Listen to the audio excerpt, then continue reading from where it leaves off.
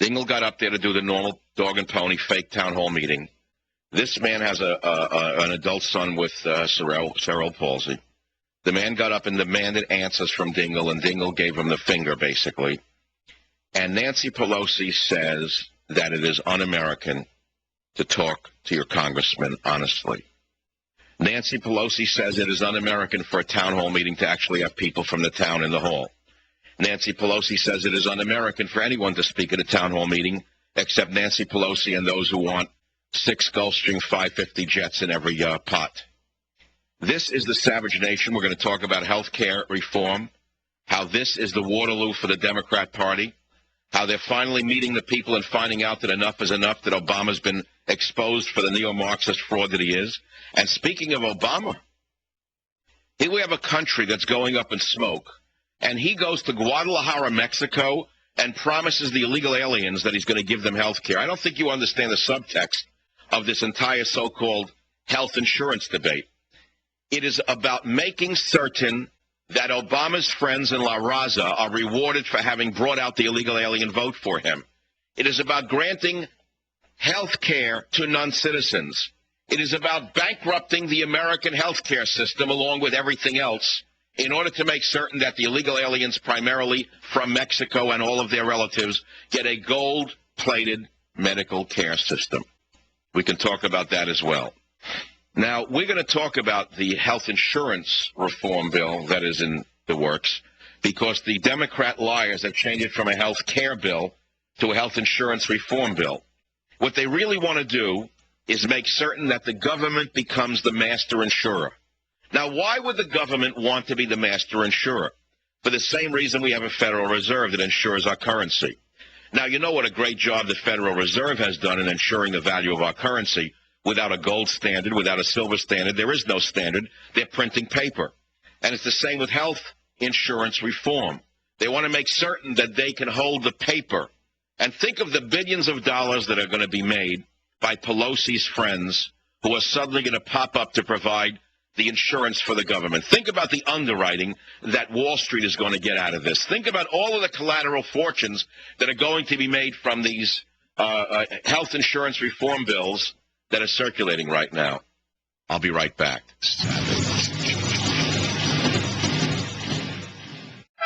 Imagine discovering an opportunity that can completely rebuild your retirement fund by 40% over the next 2 years. Does it sound too good to be true? It's not if you take action today. Call my good friends, and I mean good friends, at Swiss America. Gold IRAs have averaged 20% per year growth since 2001. It's just common sense to roll over dead paper assets into gold, the best performing asset of the century. Then you can relax no matter what happens on Wall Street. Call now for a complete Gold 101 DVD and my free CD. Call toll-free 888-867-8965. That's 888-867-8965. For nearly a decade, I've told you to trust gold coins and Swiss America. Today, it's more urgent than ever. Get my CD, DVD, and new special report. Call toll-free 888-867-8965. That's 888-867-8965. Learn before you earn. Don't just imagine rebuilding your wealth. Do it now. Call 888-867-8965 today. Your money, your life. How to make sense of it all. I'm Rob Black. Join me weekday mornings at 10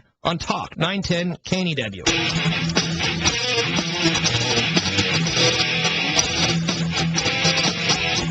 The so-called unrest in Honduras is considered a problem. Well, what is it about? Well, the people of Honduras have acted. They threw out a dictator. But once again, our administration has chosen the side of a socialist dictator over the will of the people. This is a shocker. Joining us now to discuss what's going on in Honduras and why Obama's on the side of the communists is Ray Walser from the Heritage Foundation. Thanks, Michael, for letting me talk with you this afternoon about the situation in Honduras. Many of you may have read that on June 28th, it's now been over a month, the good citizens of Honduras, a small Central American state, removed their president, Manuel Zelaya, sent him into exile, and what we've seen is an ongoing effort on the part of the United States, of others, to restore Mr. Zelaya to presidential office in Honduras. And that situation continues without let up, without a solution in sight to this very day. Give us a little background on Honduras and what's going on there now. Honduras, as most of you know, is a Central American state with a population of roughly about 7 million. It's very poor. It's one of the poorest countries in the hemisphere.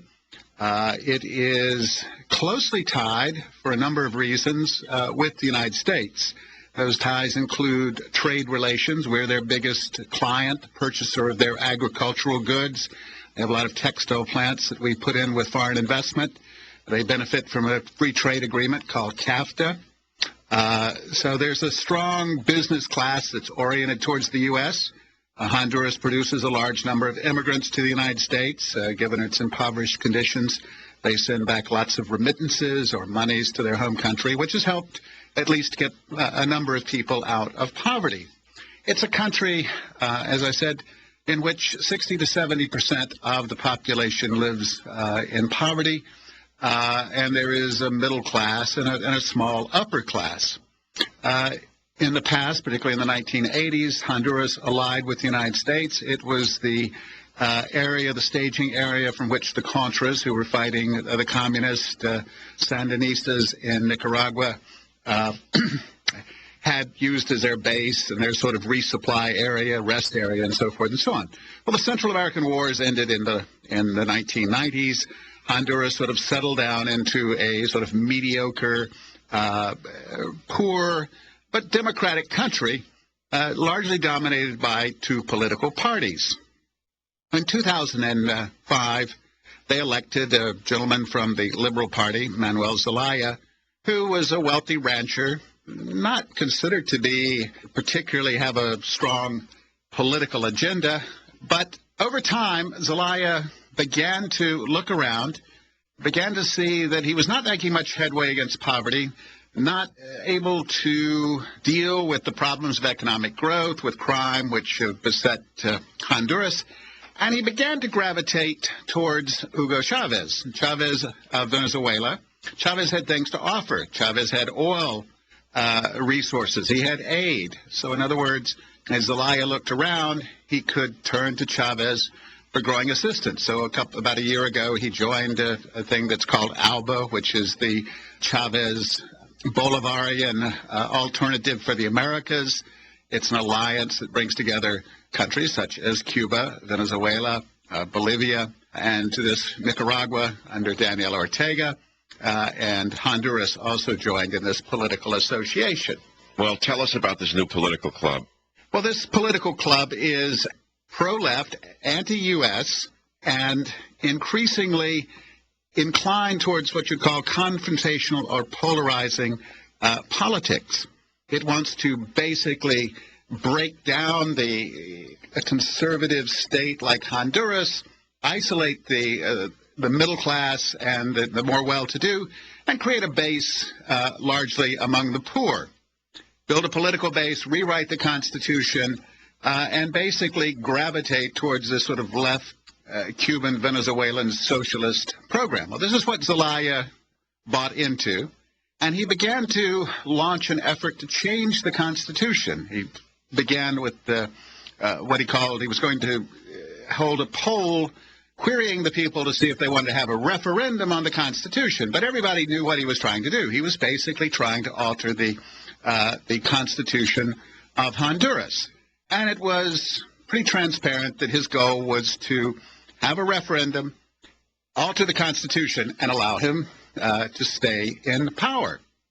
Well, the institutions of the state, the Congress, the Supreme Court, the Electoral Tribunal, even the military disapproved of this. So in the week leading up to the incidents of June 28th, Zelaya ran into increasing confrontation with the institutions of his own state. In other words, the system of checks and balances. He said, it doesn't count. I have the people behind me. I'm going to make this sort of fundamental change. Therefore, I'm going to override the opinion of the Supreme Court. I'm going to ignore my Congress. I'm going to hold my referendum, and I don't care what happens because I want to have my way. And in essence, what happened on June 28th is, well, the Supreme Court, the military, the Congress all said, you've gone too far. They rounded him up. They kicked him out. They expelled him out of the country. This was done after the Supreme Court had basically stripped him of his powers according to the Constitution. Well, our media is playing this up as a military coup. It was not a military coup because the military is not running the country. It is providing support and maintains public order. The successor was the next in line, who was the Speaker, more or less, of the Congress. He steps forward, forms a new government. Zelaya's people are out. And that's, in essence, that was the situation on June 28th. And that's roughly where we stand today. What has happened is that the international community, not recognizing the internal complications, not recognizing that Zelaya had very flagrantly violated the Constitution of his own country, have sided largely with Zelaya, saying that he was illegally overthrown. This is a violation of the Inter-American Democratic Charter. The OAS has demanded, as